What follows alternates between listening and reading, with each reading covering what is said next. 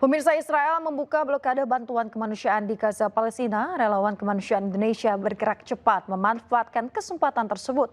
Lebih dari 7.000 paket sembako disiapkan di Yordania sebelum dikirim ke Gaza, Palestina.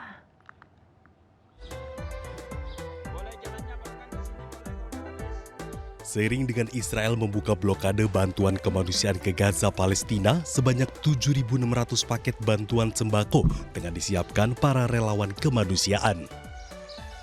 Penyaluran bantuan untuk warga Gaza ini hadir dari sejumlah kalangan relawan, bahkan selebritas tanah air seperti Hamidah Rahmayanti beserta suaminya, Irfan Farhat. Rencananya, bantuan yang akan dikirim berupa minyak goreng, bahan pokok makanan, susu, gula, hingga sejumlah makanan pendukung lainnya. Isinya insya Allah ini adalah barang-barang kebutuhan pokok untuk saudara-saudara kita di Gaza. Yang pertama ada beras, ada gula, ada teh, ada kacang-kacangan, perpastaan, ada manisan, ada sausan, ada cocol-cocolan, minyak, ikan, minyak dan ikan. Ya, maksudnya bukan minyak ikan, daging, sama humus. Nih makanan tradisional mereka juga. Bantuan ini akan disalurkan dengan menggunakan 11 truk, di mana setiap truk menampung lebih dari 700 paket sembako. Bantuan dikirim melalui gerbang King Hussein Bridge Yordania yang dikawal langsung oleh tentara Yordania. Ya, jadi kurang lebih sekitar 7.600 sampai 8.000 lebih barang bantuan akan kita kirimkan ke Gaza, Palestina.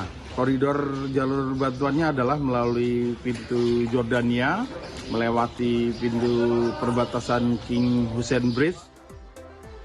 Tim relawan Indonesia berharap bantuan kemanusiaan ini cepat sampai dan bisa digunakan untuk masyarakat Palestina.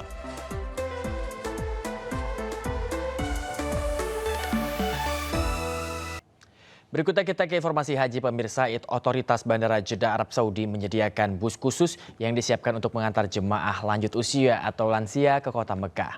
Fasilitas ini merupakan bentuk perhatian otoritas bandara kepada jemaah haji dari seluruh dunia.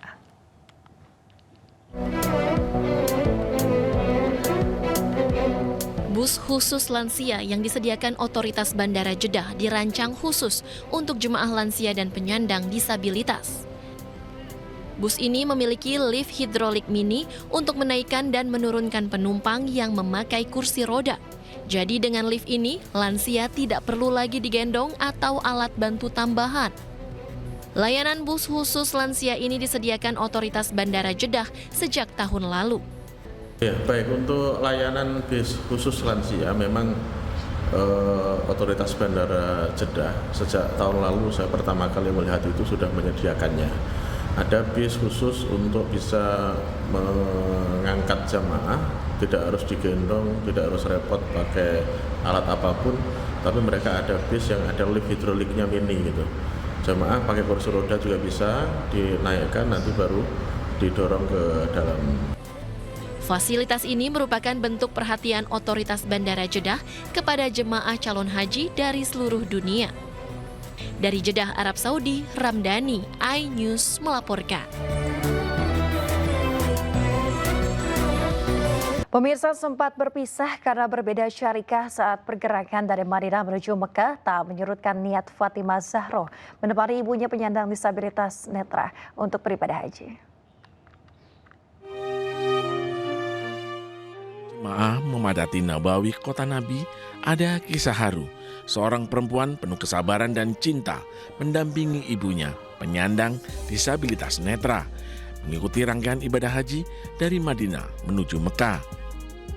Fatimah Al-Jahro, jemaah calon haji asal Jember dari Kloter Surabaya yang seharusnya diberangkatkan dari Madinah ke Mekah bersama suami dan ibunya Junaina, namun berpisah karena terdaftar di dua syarikah yang berbeda.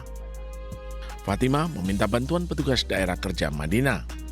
Kepala Sektor 2 bergerak cepat bernegosiasi dengan pihak syarikah dan mencabut nama Fatimah dan ibunya dari manifest agar bisa diberangkatkan bersama secara khusus, akhirnya membuahkan hasil. Bagi Fatimah, haji bukan hanya perjalanan spiritual, namun juga tentang cinta dan kasih sayang serta pengorbanan. Bahagia banget Umi bisa sampai sini gitu. Meskipun dengan kekurangan seperti ini, saya sudah komitmen dari depan. Mata saya juga matanya Umi, kaki saya juga kakinya Umi. Jadi nggak usah berpikir yang negatif. Bismillah, bisa alhamdulillah setiap waktu bisa jamaah. Pulang dari Tanah Suci bukan sekedar gelar haji, namun bisa menjadi cahaya dalam gelap dan cinta menuju surga. Dari Madinah, Arab Saudi, Kiki Irfan, iNews melaporkan. Anda kembali di Anyus Pagi pemirsa, diguyur hujan lebat lebih dari 1 jam. Tembok pembatas kantor Sudin Tata Air di Pasar Minggu, Jakarta Selatan jebol. Akibatnya tumpahan air langsung menerjang rumah warga yang ada di seberang tembok.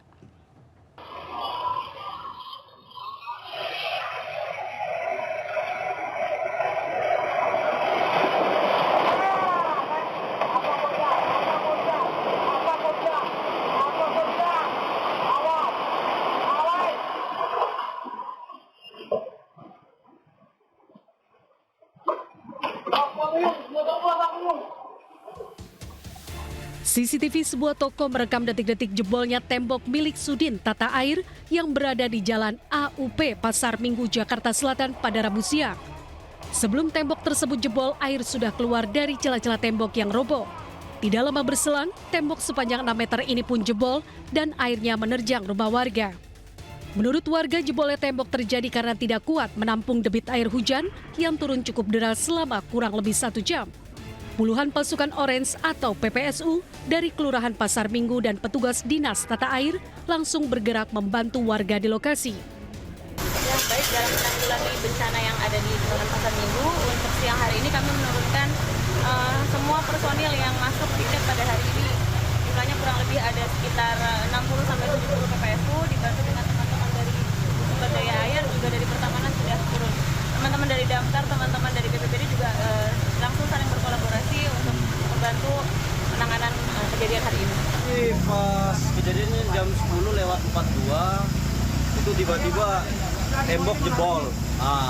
Jadi kayak sampah itu masuk ke dalam, dorongan kayak tsunami lah gitu. Itu kursi ada rusak juga, kabel toples, baru baju hanyut banyak banget gitu.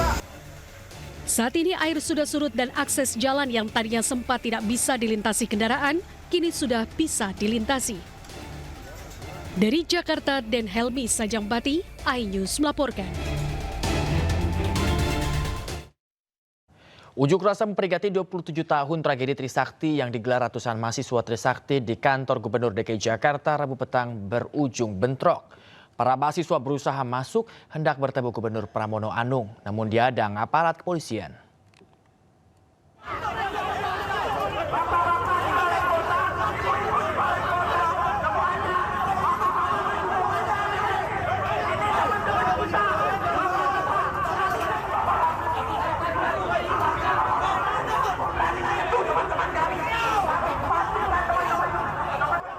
Unjuk rasa yang dilakukan oleh mahasiswa Trisakti di depan pintu gerbang gedung Balai Kota DKI, Jalan Medan Merdeka Selatan, Gambir, Jakarta Pusat, Rabu petang berujung ricuh.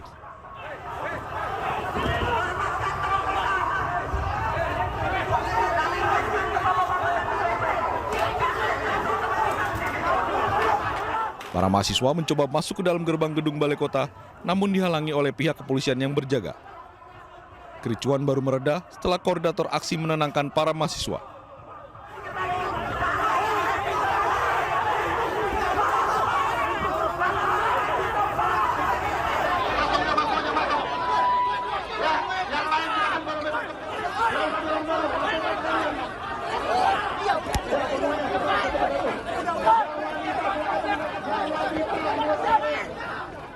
Aksi ini merupakan peringatan 27 tahun tragedi Trisakti yang digelar ratusan mahasiswa Trisakti. Mereka menyayangkan tidak ada kejelasan dalam kasus yang telah menewaskan sejumlah mahasiswa Trisakti tersebut. Dari Jakarta, Rani Sanjaya, iNews melaporkan. Pemirsa, pasca bentrokan di Balai Kota, polisi menangkap puluhan orang dalam aksi mahasiswa Universitas Trisakti memperingati 27 tahun reformasi. Dari informasi sementara pemirsa, polisi mengamankan 93 orang massa aksi dan 43 unit sepeda motor. Mereka yang diamankan dibawa ke Polda Metro Jaya. Belum diketahui sebab penangkapan, namun diduga terkait adanya sejumlah polisi yang terluka ketika terjadi kericuhan. Hingga kini belum ada pernyataan resmi dari jajaran Polda Metro Jaya.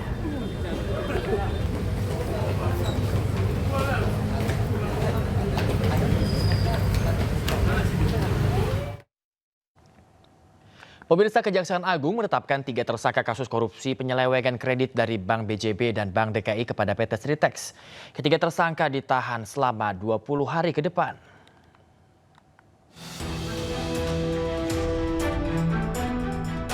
Ketiga tersangka yang ditetapkan sebagai tersangka Direktur Utama PT Sritex Iwan Setiawan Lukminto, yaitu Zainuddin Mapa selaku Direktur Utama Bank DKI tahun 2020 dan Diki Syah Bandinata selaku pimpinan Divisi Komersial dan Korporasi Bank BJB. Direktur Penyidikan Jampitsus Kejagung Abdul Kohar menyebut ada aturan yang dilanggar dalam pemberian kredit yang dilakukan Bank BJB dan Bank DKI kepada PT Sritex, hingga membuat kerugian negara mencapai 600 miliar rupiah terkait pinjaman PT Sritex pada 2 bank. 3 orang tersebut sebagai tersangka karena ditemukan alat bukti yang cukup telah terjadi tindak pidana korupsi dalam pemberian kredit PT Bank Pembangunan Daerah Jawa Barat dan Banten serta PT Bank DKI Jakarta kepada PT Srijiki Isman Tbk. Penetapan tersebut berdasarkan untuk ISL, yaitu penetapan nomor 35 tanggal 21 Mei 2025. Untuk tersangka DS berdasarkan penetapan nomor 36 tanggal 21 Mei 2025. Dan untuk tersangka YM berdasarkan penetapan nomor 37 tanggal 21 Mei 2025. Kejaksaan Agung mengatakan meski Sritex adalah perusahaan swasta, namun dugaan korupsi tetap diusut lantaran pemberian kredit diberikan oleh bank berplat merah. Dari Jakarta, Tim Liputan iNews melaporkan. Laga lanjutan Liga Futsal Profesional 2024-2025 yang digelar di Basket Hall Gelora Bung Karno, Jakarta menyuguhkan pertandingan seru dan menarik. Sebanyak 30 gol tercipta dalam 5 laga seru yang terjadi pada pekan ke-10 ini.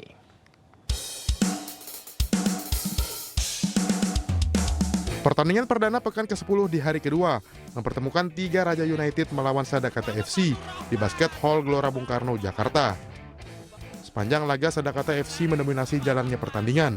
Skor telak 1-6 menyudahi pertandingan ini. Pada pertandingan kedua, tim papan tengah Pangsuma FC bertemu dengan Kuda Laut Nusantara. Kedua tim bermain terbuka sejak awal laga demi meraih poin untuk naik ke papan atas.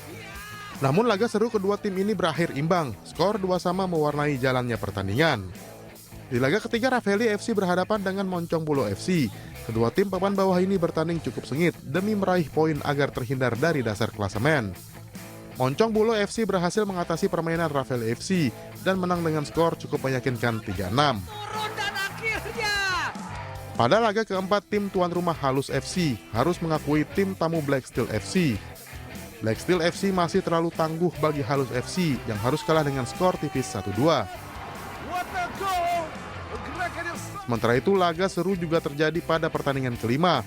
Dua tim papan atas Favage Banua dan Bintang Timur Surabaya BTS FC saling berhadapan. Pertandingan seru sudah mulai terjadi sejak peluit pertama dibunyikan. Kedua tim saling berbalas gol hingga akhirnya BTS FC mampu menyudahi laga dengan skor 3-4. Tim Liputan iNews melaporkan.